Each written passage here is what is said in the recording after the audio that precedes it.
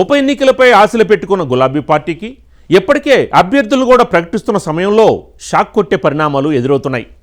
మేము పార్టీ మారలేదు, ఏదో సరదాగా సీఎంను కలిశాము అంతే అంటున్నారంట ఫిరాయింపు ఎమ్మెల్యేలు. ఒక్కొక్కరిగా సుప్రీంకోర్టులో అఫిడవిట్ కూడా దాఖలు చేస్తున్నారు. స్పీకర్ దగ్గర ఎలాగో పని అవ్వదని సుప్రీంకోర్టు తలుపు తట్టిన బీఆర్ఎస్ పార్టీకి ఇప్పుడు ఎమ్మెల్యేలు తీసుకుంటున్న ఈ స్టెప్తో ఊహించిన షాక్ కొట్టింది. ఇంతకీ ఫిరాయింపు ఎమ్మెల్యేలు వేసిన ప్లాన్ వర్కౌట్ అవుతుందా? Let's watch it.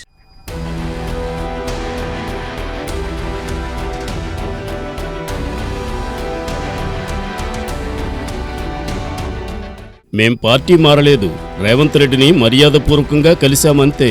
ఇది తెలంగాణలో పార్టీ ఫిరాయించిన ఎమ్మెల్యేలు ఒక్కొక్కరిగా సుప్రీంకోర్టులో దాఖలు చేస్తున్న అఫిడవిట్లోని సారాంశం. తాము పార్టీ మారలేదని, మర్యాదపూర్వకంగానే ముఖ్యమంత్రి రేవంత్ రెడ్డిని కలిశామని, మీడియా దాన్ని వక్రీకరించి తమ పార్టీ మారినట్లుగా చూపించిందని సుప్రీంకోర్టులో ఒక్కొక్కరిగా అఫిడవిట్ దాఖలు చేస్తున్నారు పార్టీ ఫిరాయించిన ఎమ్మెల్యేలు. పార్టీ ఫిరాయింపుల నిరోధక చట్టం ప్రకారం 10 మంది ఎమ్మెల్యేలపై అనర్హత వేటు వేయాలని బీఆర్ఎస్ పార్టీ సుప్రీంకోర్టులో పిటిషన్లు వేసిన సంగతి తెలిసిందే. ఈ అనర్హత పిటిషన్లపై ఇప్పటి వరకు జరిగిన వాదనలు చూస్తే ఫిరాయింపు ఎమ్మెల్యేలకు గట్టి ఎదురుదెబ్బ తగలడం ఖాయమని అంతా భావించారు. అయితే ఇప్పుడు వారంతా రూట్ మార్చి తాము పార్టీ ఫిరాయించనూ లేదు, కాంగ్రెస్ పార్టీలో చేరనూ లేదంటూ సుప్రీంకోర్టు కళ్లకు గంతలు కట్టే ప్లాన్ చేశారు. ఇప్పటికే 3 ఎమ్మెల్యేలు అఫిడవిట్ దాఖలు చేసినట్టుగా తెలుస్తోంది.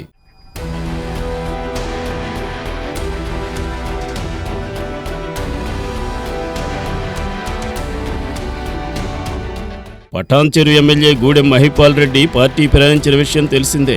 అయితే సుప్రీంకోర్టులో మాత్రం తాను పార్టీ ఫిరాయించలేదని, కాంగ్రెస్ పార్టీలో చేరినట్టు వచ్చిన వార్తలు అవాస్తవమని, బీఆర్ఎస్ పార్టీతో తనకు మంచి అనుబంధం ఉందని చెప్పుకొస్తున్నారు.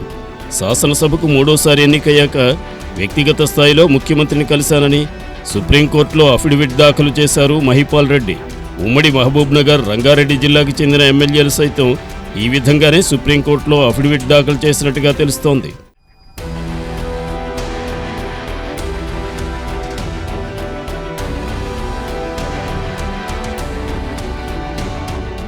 బీఆర్ఎస్ దాఖలు చేసిన అనర్హత పిటిషన్లను విచారిస్తోన్న సుప్రీంకోర్టు స్పీకర్ ఖచ్చితంగా నిర్ణయం తీసుకోవాల్సిందేనని, ఎమ్మెల్యేల పదవీకాలం అయిపోయే వరకు వేచి చూడడం కరెక్ట్ కాదని అంటోంది.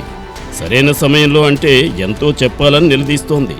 సుప్రీంకోర్టు వ్యాఖ్యలతో ఉప ఎన్నికలు ఖాయమని ఫిక్స్ అయిన కేసీఆర్, కేటీఆర్లు ఆయా నియోజకవర్గాల్లో అభ్యర్థులు కూడా ప్రకటించుకుంటూ వెళ్తున్నారు.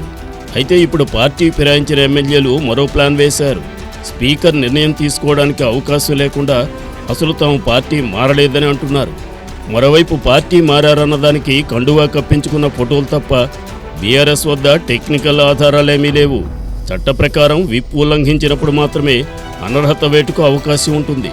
మరి ఫిరాయింపు ఎమ్మెల్యేల అఫిడవిట్లపై సుప్రీంకోర్టు ఎలా స్పందిస్తుందో వేచి చూడాలి.